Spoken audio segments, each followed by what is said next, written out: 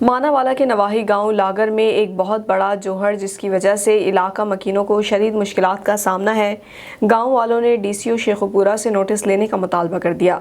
मजीद report कर रहे हैं हमारे नुमाइंदे सैयद अली अब्बास। जी बिल्कुल, ये मानावाला का गांव है। इसकी आबादी तकरीबन 25,000 लोगों पर मुश्तमिल है। जिनके घर इस जोहड़ के करीब हैं वो शदीद परेशान हैं। बारिश पै जाती है, पानी सड़क ते आ जाता तो बड़े परेशान होंगे ने मुसाफिर परौने आन जां असीं इत्थों दुध लैके जाते हैं, बड़े परेशान हो के जाते हैं। किसी टाइम डिग जाते हैं, दुध भी रुड़ जाता तो बड़ा ना टेंशन बनती है। मेहरबानी है तो उंज भी रुड़न वाला कि जे रुड़ गया तो फसलें भी साड़ियां नाल खराब हो जानियां ने ते परेशानी है कि मेहरबानी है जे कोई इहदा हल हो जाए तो। जोहड़ तकरीबन 4 एकड़ पर मुश्तमिल है। इलाका मकीनों का कहना है कि इसकी वजह से इंसानों के साथ साथ फसलें भी मुतासर हो रही हैं।